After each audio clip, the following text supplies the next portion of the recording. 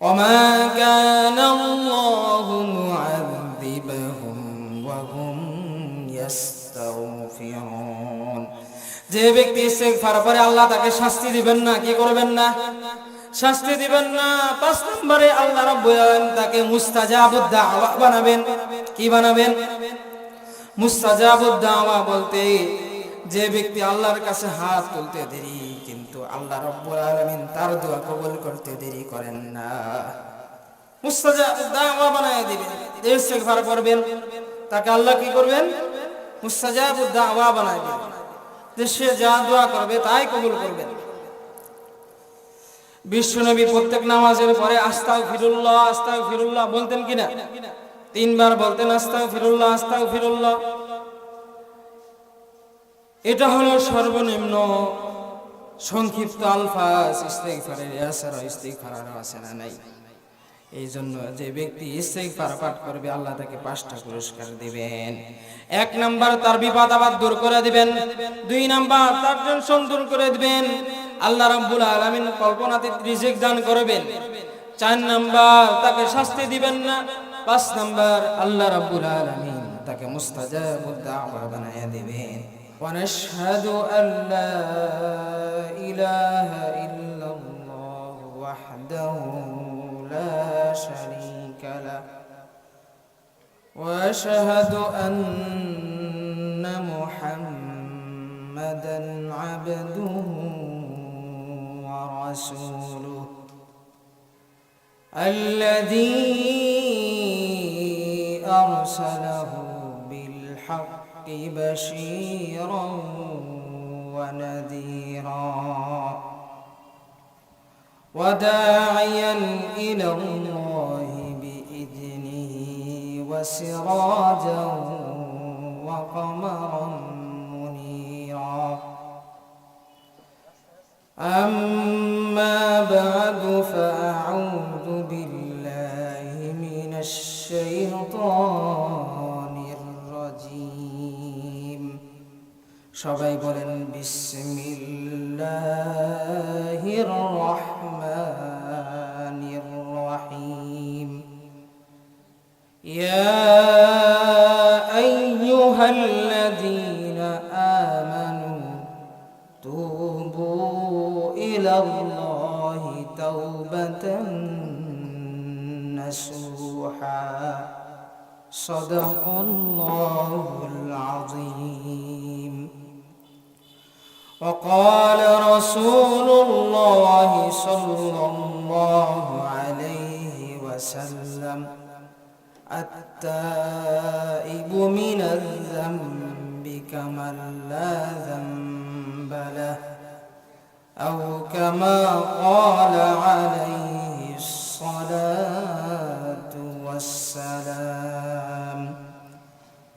সবাই আমার সাথে বলেন ইন্নাল্লাহা ওয়া মালাইকাতাহু ইউসাল্লুনা আলান নবী ইয়া আইয়ুহাল্লাযীনা আমানু সাল্লু আলাইহি ওয়া সাল্লিমু তাসলিমা। সবাই জোরে জোরে বলেন আল্লাহুম্মা সাল্লি আলা محمد وعلى آل محمد كما صليت على إبراهيم وعلى آل إبراهيم إنك حميد مجيد. سورة تحريم 8 নম্বর আয়াতে বলেন يا أيها الذين آمنوا توبوا إلى الله توبة نصوحا.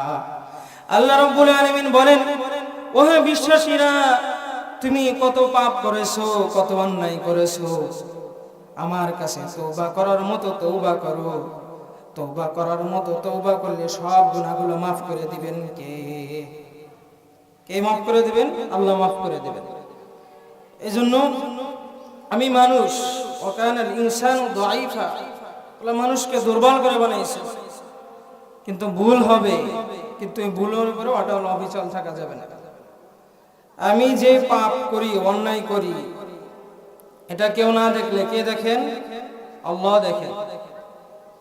পৃথিবী না জানুক আমি তো জানি, আমি কি পাপ করেছি হায়। আমার পাপে করলে বিচার, আমার পাপে করলে বিচার, বাঁচার আমার নাই উপায়। দয়াময় প্রভু মাফ করো আমায়, মাফ করো আমায়। সবাই বলে আমিন। এজন্য শয়তান ধোঁকা দিবে আমাদেরকে, কিন্তু আমাদের দায়িত্ব হলো, কর্তব্য হলো আমরা আল্লাহর কাছে তওবা করব, মাফ চাইবো, তাহলে আমাদের গুনাহগুলো মাফ করে দিবেন কে? শয়তান আল্লাহকে চ্যালেঞ্জ দিলেন, ও আল্লাহ তুমি আমাকে জাহান্নামে প্রবেশ করাইবা, আমি তোমাকে চ্যালেঞ্জ দিলাম তোমার যত বান্দা আছে সবগুলা বান্দাকে ওয়াসওয়াসা দিয়ে পাপ কাজ করি আমি দলে জান্নাত জাহান্নামে ঢুকবো। এজন্য শয়তান আল্লাহকে চ্যালেঞ্জ দেয়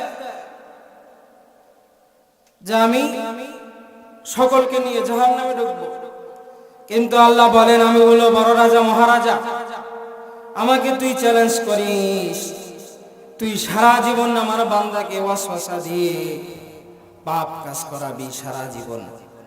আমার বান্দা তাফসীরের মাহফিলে আইসা আমার কাছে অনুতপ্ত হয়ে ক্ষমা চাবে, আমার বান্দার তামাম জিন্দেগীর গুনাহ খাতা আমি মাফ করে দিব।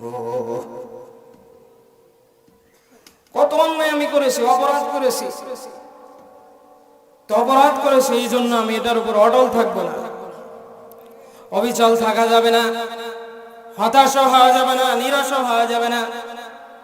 আল্লাহ রাব্বুল আলামিন সূরা জুমারের 113 নম্বর আয়াতে আল্লাহ রাব্বুল আলামিন বলেন, ইয়া ইবাদিয়াল্লাযীনা আসরাফু আলা আনফুসিহিম লা তাকনাতু মির রাহমাতিল্লাহ ইন্নাল্লাহা ইয়াগফিরুয যুনুবা জামিআ।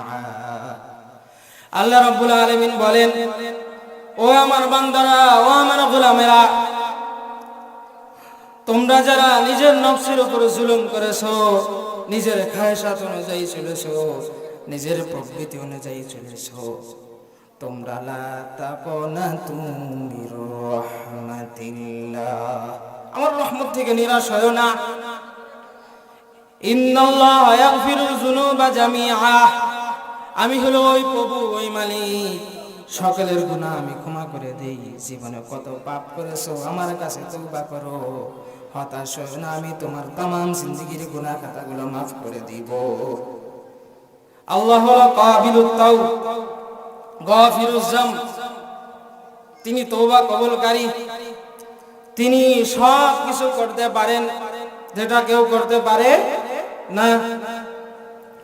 এই জন্য সর্বদাই যখনই আল্লাহর কাছে চাই, তওবা করি, সর্বদাই আল্লাহ তাআলা আমার দিকে তাকায় আছেন, আমার তওবা কবুল করবেন।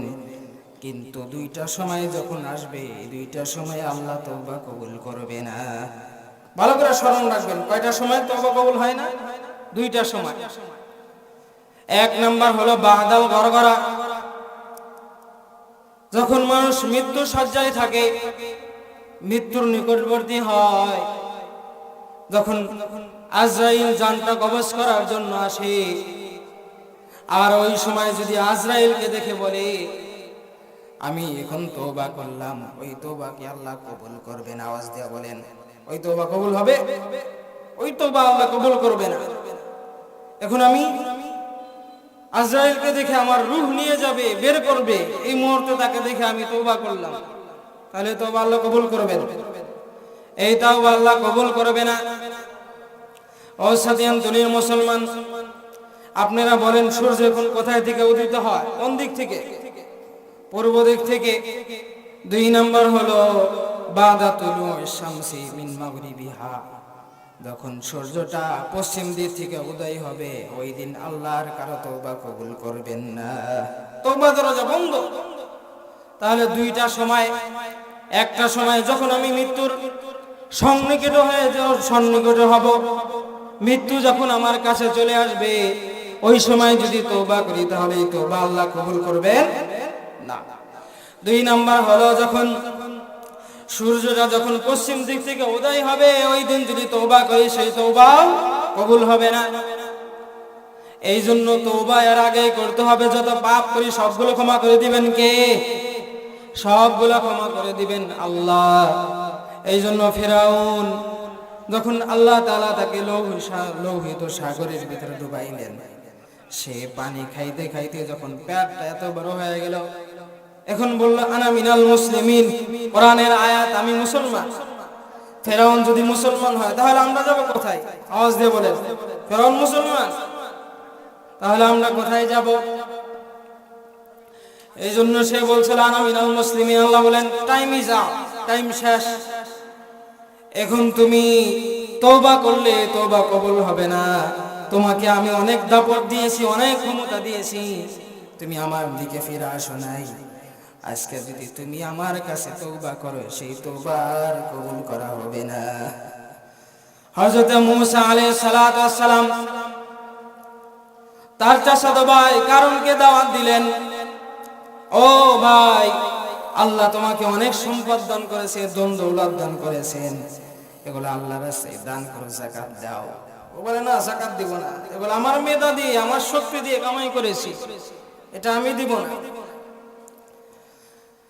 আল্লাহ রাব্বুল আলামিন মূসা পয়গম্বরকে বললেন, ও পয়গম্বর, আপনি এখান থেকে সরে যান, সেফ জোনে যান, নিরাপদ স্থানে চলে যান।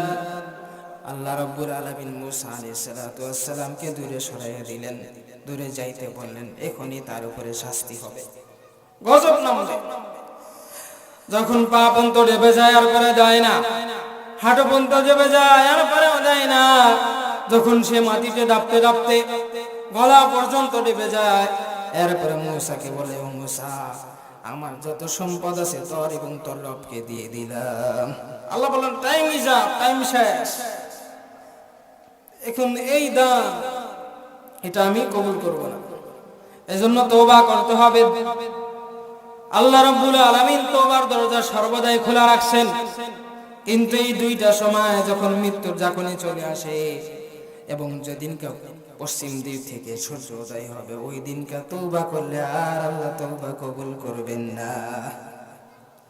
এই জন্য আল্লাহ রাব্বুল আলামিন বলেন, ইয়া আইয়ুহাল্লাযীনা আমানু তুবু ইলাল্লাহি তাওবাতান নাসুহা।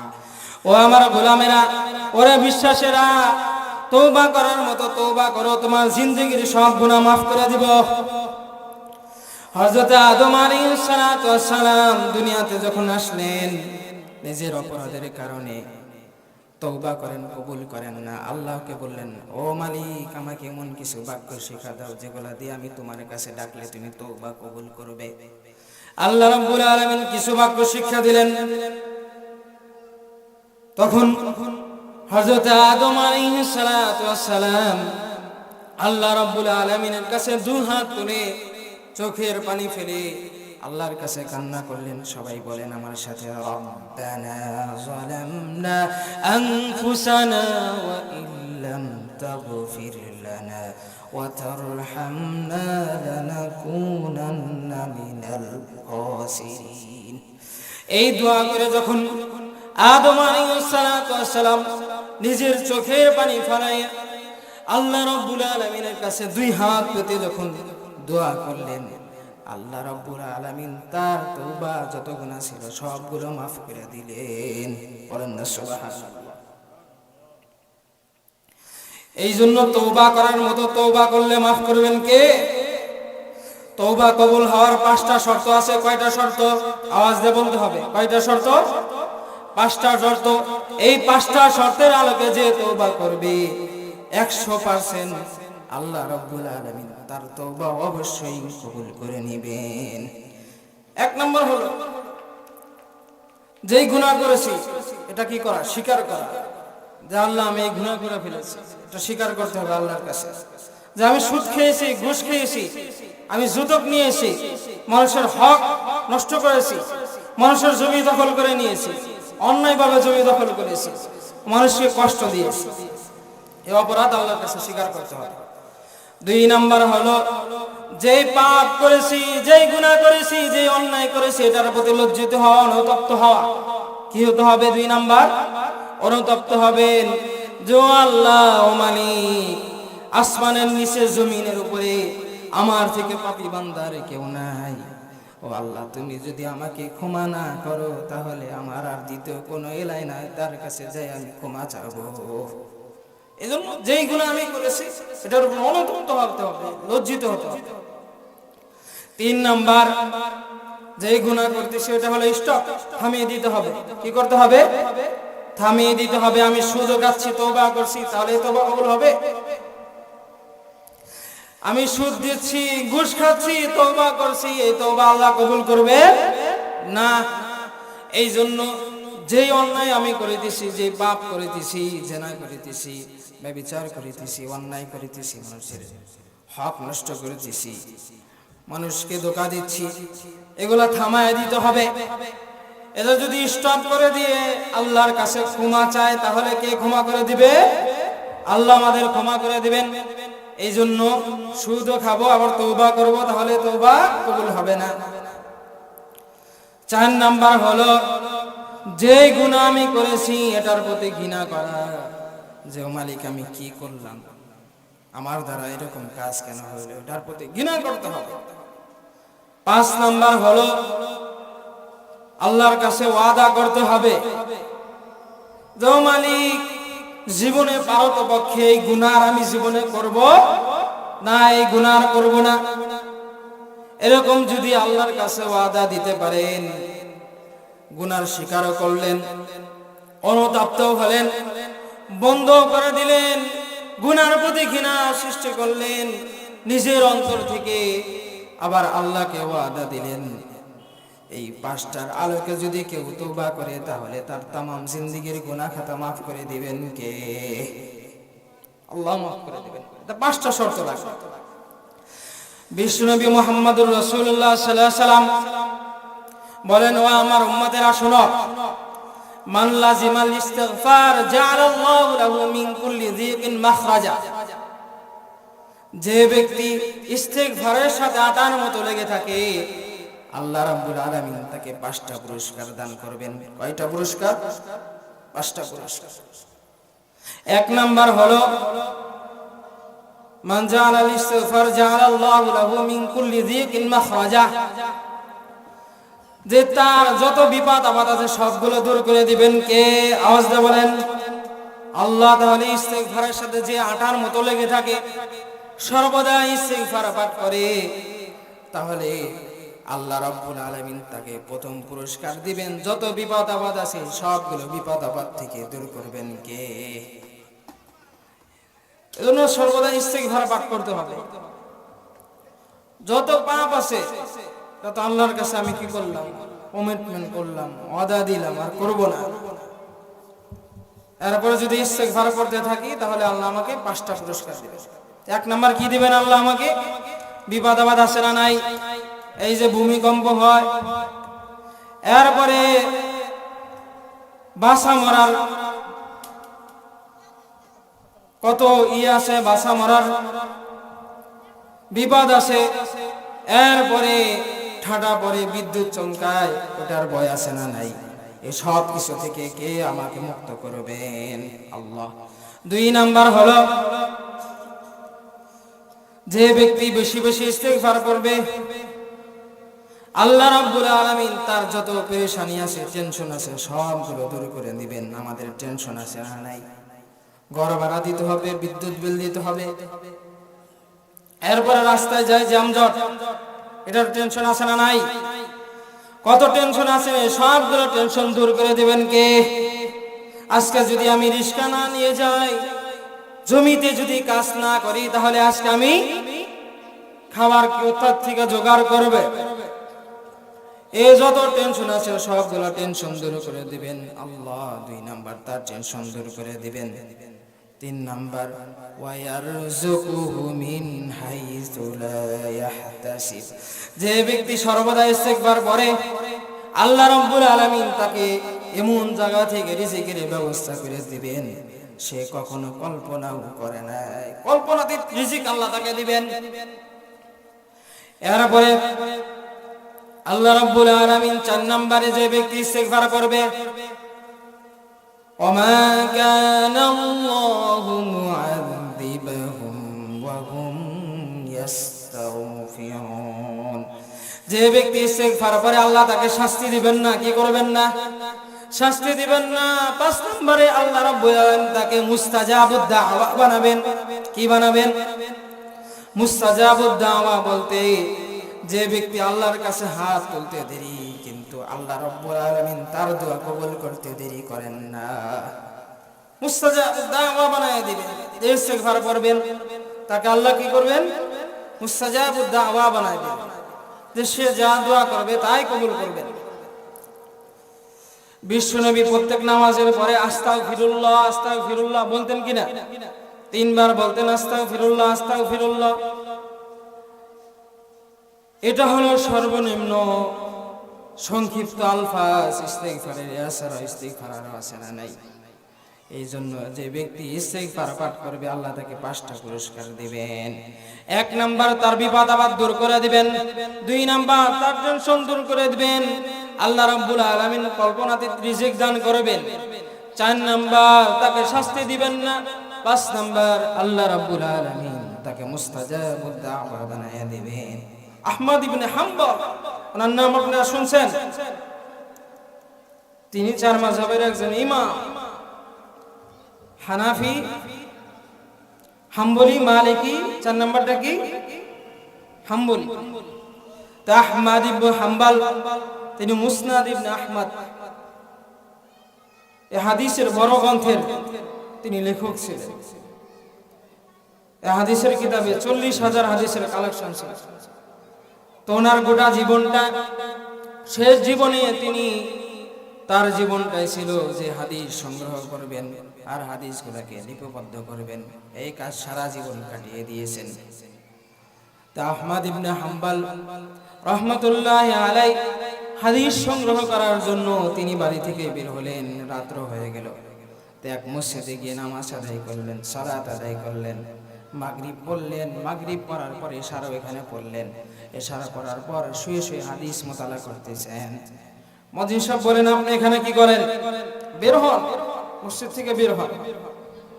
আগে এক সময় মসজিদ থেকে বের করে দেওয়া হয়তো না, এখন চুরি করার ভয় আছে না নাই? মসজিদ খোলা রাখবে, ফ্যান দেখবে, থাকবে না। এই জন্য মসজিদ তালা দিতে হয়। তাকে বের করে দেয়। বৃদ্ধ মানুষ নিজের খাতা জড়িয়ে কোথায় যাবে? হাঁটতে হাঁটতে বাজারের দিকে যায়। বাজারে যায় দেখে খব্বাস এক যুবক রুটি বিক্রেতা।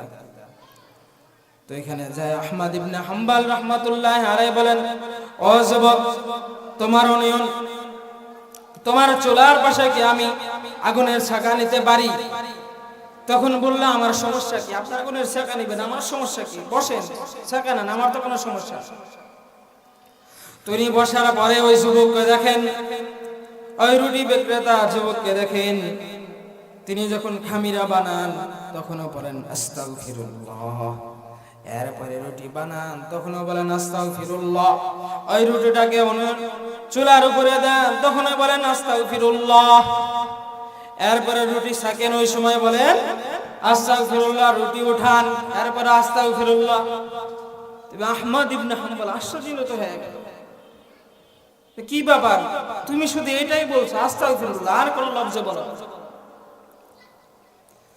তখন তার ভিতরে কৌতূহল হলো, জানার চেষ্টা, জানতে চাইলেন তুমি কেন এই আস্তাগফিরুল্লাহ এত বারবার পড়ো? তখন ওই যুবক বলেন যে আস্তাগফিরুল্লাহ বলার কারণে আল্লাহ আমাকে মুস্তাজাবুদ দাওয়া বানায়া দিয়েছেন। মুস্তাজাবুদ দাওয়া মানে উনি যে দোয়া করে সেই দোয়াটাই কবুল করেন কে? আল্লাহ। তা আমি জীবনে যত দোয়া করেছি সব দোয়া আল্লাহ কবুল করে নিয়েছেন, কিন্তু একটা দোয়া আল্লাহ কবুল করেন নাই। তখন ইমাম আহমদ ইবনে হাম্বলের আরো কৌতূহল জাগলো যে সে একটা দোয়া কি, সে একটা দোয়া কি আমাকে বলো, আমি এটা শুনতে চাই।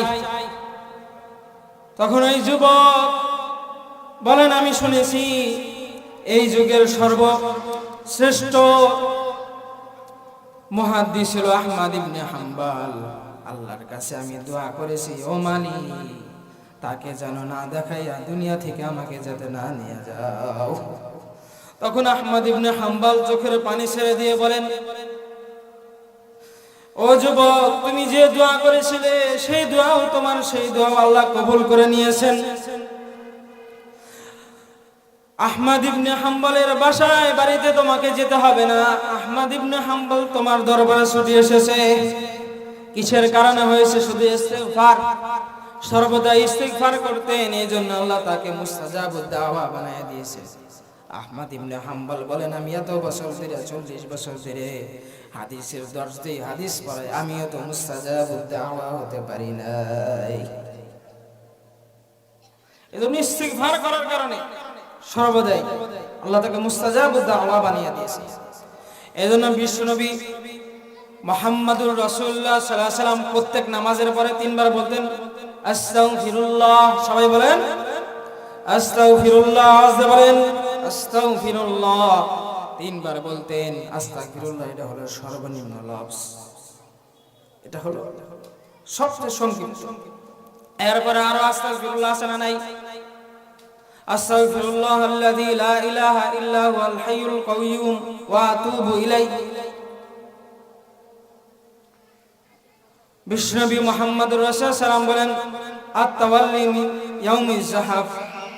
কেউ যদি যুদ্ধের ময়দানে, টাটকা যুবক, সে যদি যুদ্ধের ময়দান থেকে ফিরে আসে, এরপরে আস্তাগফিরুল্লাহ আল্লাযী, এই তওবা করে ইস্তিগফার পাঠ করে আল্লাহর কাছে ক্ষমা চায়, তাহলে আল্লাহ তার এই গুনাহ ক্ষমা করে দিবেন। এই জন্য বেশি বেশি ইস্তিগফার পাঠ করতে হয় আমাদের। বিশ্বনবী মুহাম্মদুর রাসূলুল্লাহ সাল্লাল্লাহু আলাইহি ওয়াসাল্লাম বলেন, ওয়াল্লাহি ইন্নী আস্তাগফিরুল্লাহ ওয়া আতুবু ইলাইহি আকতারু মিন 70 মাররা, যে আমি দৈনন্দিন প্রত্যেক দিন 70 বারের বেশি কি করতাম? ইস্তিগফার পাঠ করতাম। অথচ আল্লাহ রাব্বুল আলামিন তার ব্যাপারে বলেন, ইন্না ফাতাহনা লাকা ফাতহাম মুবিনা লিয়াগফিরা লাকা আল্লাহু মা তাকদ্দামা মিন যামবিক। ও আমার দোস্ত, ও পয়গম্বর, আপনার সামনের পিছনের সব গুনাহ আমি মাফ করে দিলাম। ওই বিশ্ব নবীর গুনাহ ছিল না, এরপরেও দিনে কয়বার তওবা করতেন? 70 বার। কয়বার তওবা করতেন?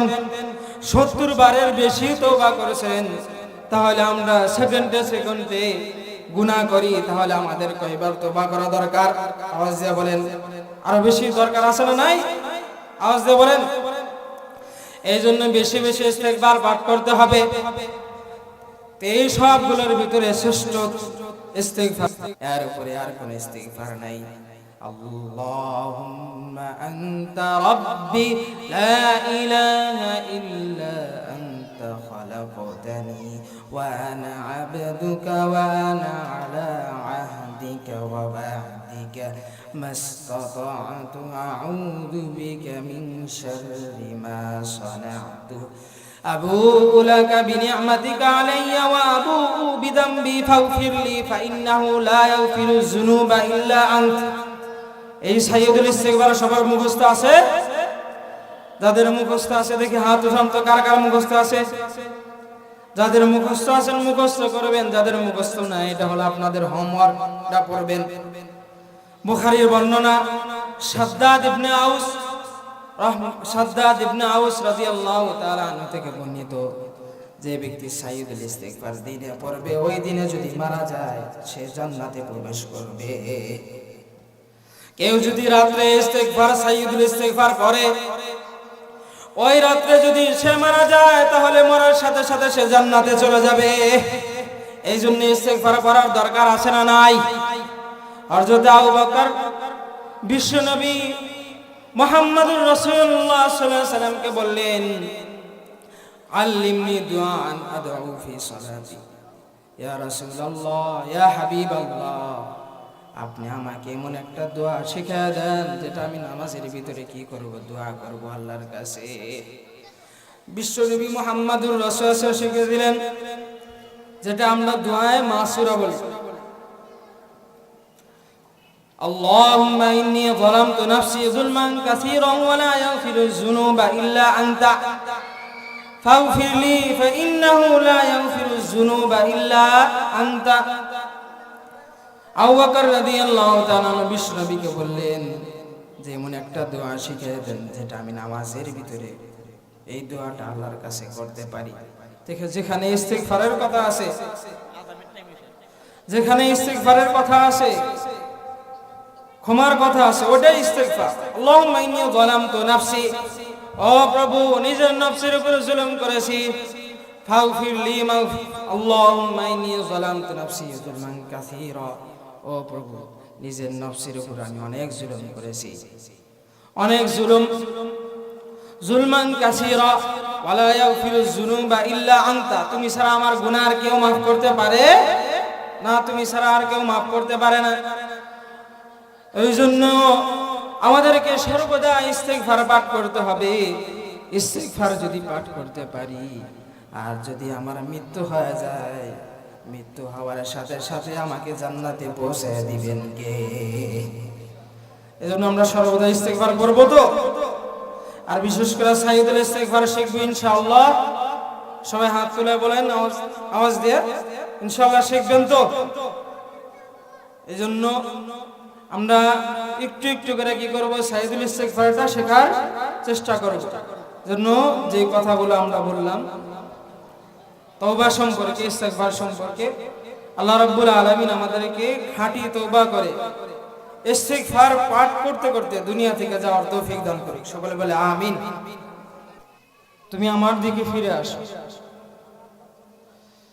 আল্লাহ রাব্বুল আলামিন বলেন, শিরকের গুনাহ ছাড়া তুমি যত পাপ করো না কেন সবগুলা ক্ষমা করে দিবেন কে?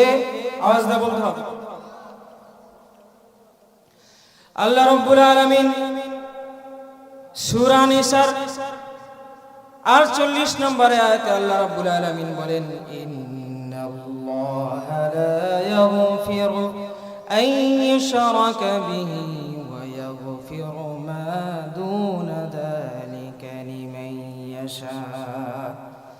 আল্লাহ রাব্বুল আলামিন বলেন, ও বান্দা, তুমি গুনাহ করতে করতে যদি তোমার গুনার পরিমাণ খালের পানির সমপরিমাণ হয়, আল্লাহ রাব্বুল আলামিন বলেন আমার দয়া নদীর পানির সমপরিমাণ। তুমি গুনাহ করেছো, গুনাহ করতে করতে তোমার গুনাহ যদি সমুদ্রের পানির সমপরিমাণ হয়, আল্লাহ রাব্বুল আলামিন বলেন আমার দয়া হলো মহাসাগরের সমান। গুনাহ করতে করতে যদি তোমার গুনার অবস্থা যদি এই পরিমাণ হয়ে যায়, পাহাড়ের মতো উঁচু হয়ে যায়, আল্লাহ বলেন আমার দয়া হলো আরশে আজিমের সমান। আল্লাহ রাব্বুল আলামিন ডাক দিয়া বলেন, ও বান্দা, শিরকের গুনাহ ছাড়া তুমি যত গুনাহ করেছো, রাতের অন্ধকারে দরজা বন্ধ করে দিয়ে তুমি মনে করছো কেউ দেখবে না, আমি ছাড়া তুমি ছাড়া কেউ জানে না, এত পরিমাণে গুনাহ করেছো। ও বান্দা, হতাশ হইও না, আমার কাছে ক্ষমা চাও, আমি তোমার সব গুনাহ ক্ষমা করে দেব। আল্লাহ রাব্বুল আলামিন বলেন, ইন্নাল্লাহা লা ইয়াগফিরু আন ইউশরাকা বিহি ওয়া ইয়াগফিরু মা দুনা যালিকা লিমান ইয়াশা ওয়া মান ইউশরিক বিল্লাহি ফাকাদ ইফতারা ইসমান আযীমা। আল্লাহ রাব্বুল আলামিন এই আয়াতে বলেন, শিরকের গুনাহ ছাড়া যত গুনাহ আছে সবগুলো আমি ক্ষমা করে দিব। এই জন্য বনী ইসরাইলের এক ব্যক্তি, সে এতটাই মানুষের উপর নির্যাতন করত, মানুষকে যেখানে পাইতো সেখানে হত্যা করতো, হত্যা করতে করতে একটানা 99টা হত্যা করেছে। 99টা হত্যা করার পর তার ভিতরে অনুশোচনা আসলো যে আমি যা করতেছি, পাপ করতেছি, মহাপাপ করতেছি, এগুলা তো ভালো নয়, এখন তওবা করে ভালো হতে চাই। এজন্য একজন আলেমকে জিজ্ঞাসা করলো তার মহল্লায়। সে আলেমকে জিজ্ঞাসা করার পর সে বিজ্ঞ আলেম না হওয়ার কারণে সে জানতে চাইলো আমি এত গুনাহ করেছি, একটা নয়, দুইটা নয়, 10টা নয়, একে একে 99টা মানুষকে হত্যা করেছি, আল্লাহ কি আমার গুনাহ ক্ষমা করে দিবেন? সে বিজ্ঞ না হওয়ার কারণে বললেন আল্লাহ তোমাকে ক্ষমা করবে না। তখন ওই ব্যক্তি চিন্তা করলো আল্লাহ যদি আমাকে ক্ষমা না করেন, আমার তওবা যদি না কবুল করেন, তাহলে তোমাকেও আর দুনিয়াতে রাখবো না। তাকেও হত্যা করে দিল। এবার হত্যা করে দেওয়ার পর মানুষকে জিজ্ঞাসা করতে লাগলো আমার গুনাহ কি মাফ করবে নাকি? আমি তো অনেক গুনাহ করে ফেলেছি, গুনাহ করতে করতে তো আমি আসমান পর্যন্ত গুনাহ করে ফেলেছি, আল্লাহ কি আমাকে মাফ করবেন নাকি? তখন লোকেরা বলল অমুক গ্রামে অমুক এলাকায় একজন বিজ্ঞ আলেম আছে, তার কাছে যাও, সে তোমার বিষয়ের সমাধান দিতে পারবে। সে বাসায় থেকে রওনা হওয়ার পথে মাঝখানে আজরাইল এসে তার জন কবজ করে নিয়ে গেছে। এখন দুই দলের ফেরেশতা আছে, একটা হলো জান্নাতের আর একটা হলো জাহান্নামের। দুই দলের ফেরেশতা আসছে। জান্নাতের ফেরেশতারা তাকে নিয়ে টানাটানি করছে তার রূহ নিয়ে, জাহান্নামের ফেরেশতা তাকে নিয়ে টানাটানি করছে কে নিয়ে যাবে। এইভাবে টানাটানি করতে করতে এক পর্যায়ে তখন বললো আমরা এইভাবে টানাটানি করে কোনো লাভ হবে না, কোনো ফায়দা হবে না, চলো আমরা রব্বুল আলামিনের কাছে যাই, রব্বে কারিমের কাছে যাই। রব্বে কারিমের কাছে যখন গেলেন, আল্লাহ রব্বুল আলামিন কোন জিনিসে যদি আল্লাহ রব্বুল আলামিন কল্যাণ চান, তাহলে এটাকে তিনি বেজাল লাগাইয়া দেন, ঝামেলা লাগাইয়া দেন। তখন তাদের সমাধানের জন্য বললেন তোমরা দুই দল এখন যে মাপ দাও কোন দিকে বেশি ছিল। সে যে তওবার জন্য বের হয়েছে, তার বাড়ি থেকে ওই আলেমের বাড়িতে যাওয়ার পথের দুর্ঘটনা মাপো যে দিকে বেশি হবে সেই দলই তাকে নিয়ে যাবে, সেই দলই তার জান কবজ করে নিয়ে তাকে জান্নাতে হলে জান্নাতে নিয়ে যাবে, জাহান্নামে হলে জাহান্নামে নিয়ে যাবে। এটা বইলা আল্লাহ তাদেরকে সরায়া দিয়া আল্লাহ রাব্বুল আলামিন আরেক দল ফেরেশতা পাঠাইলেন, ও আমার ফেরেশতারা তোমরা যাও, তার বাড়ি থেকে যে সে তওবা করার জন্য যাচ্ছিল সামনের রাস্তাকে তুমি লম্বা করে দাও আর পিছনের রাস্তাকে সংকীর্ণ করে দাও। এইভাবে লম্বা এবং সংকীর্ণ করে দেওয়ার কারণে এখন দেখা গেল যে যে তওবার জন্য রাস্তা দিয়ে হাঁটছিল এটাই দীর্ঘ হইল, এটাই লম্বা হইল। এই জন্য জান্নাতের ফেরেশতা তাকে নিয়ে গেল। সে তওবা করে নাই, শুধু তার অন্তরে এতটুকু অনুধাবন হচ্ছে আমি যা কিছু করছি এটা ভুল করছি, এগুলা করা যাবে না, এগুলা মহাপাপ। সে তাওবার জন্য শুধু বের হয়েছে, আল্লাহ তার তামাম জিন্দেগির গুনাহ খাতা মাফ করে দিয়ে জান্নাতে প্রবেশ করাইয়া দিয়েছেন। শুধু বান্দা তাওবার জন্য শুধু বের হয়েছে, তওবাও করে না। তাহলে তো আমি সে 100টা মানুষকে হত্যা করেছে, কয়শো? 100, একটা না দুইটা না, 100টা। সে 100টা হত্যা করার পরেও যদি মাফ পাইতে পারে, তাহলে আমি আপনি মাফ পাইতে পারি কি পারি না? আমি কয়টা মানুষকে হত্যা করেছি, আপনি কয়টা মানুষকে হত্যা করেছেন? কয়বার আমি আর আপনি সুদ খাইছি, ঘুষ খাইছি, কয়টা মিথ্যা কথা বলেছি, কয়েকটা নামাজ ছেড়ে দিয়েছি, কয়টা রোজা ছেড়ে দিয়েছি, আমার উপরে যাকাত ফরজ হয়েছে যাকাত দেই নাই, কত গুনাহ করেছি। তার মতো হবে? সে যে 100টা মানুষকে হত্যা করেছে তার মতো হবে আমার গুনাহ? তার মতো যদি না হয়, 100টা হত্যা করার পরেও যদি মাপ পাইতে পারে, সেই আল্লাহ এখনো আছে না নাই? আওয়াজ দিয়ে বলেন। তাহলে আমাদেরকে মাফ করতে পারেন কি পারেন না? এই জন্য আল্লাহ রাব্বুল আলামিন বলেন, ইয়া আইয়ুহাল্লাযীনা আমানু তুবু ইলাল্লাহি তাওবাতান নাসুহা। ও বান্দা, তওবা করার মতো তওবা করো। যদি তওবা করার মতো তওবা করো, তাহলে তোমাকে আমি 2টা পুরস্কার দিব। কয়টা পুরস্কার? 2টা। আসা রাব্বুকুম আইয়ুকাফিরা আনকুম সাইয়্যাতিকুম। তোমার যত পাপ আছে, যত অন্যায় করেছো, নিজের খায়সাত অনুযায়ী চলেছো, নিজের প্রবৃত্তি অনুযায়ী চলেছো, আল্লাহ রাব্বুল আলামিন বলেন এই সবগুলো আমি আমার দয়া দ্বারা মাফ করে দিব।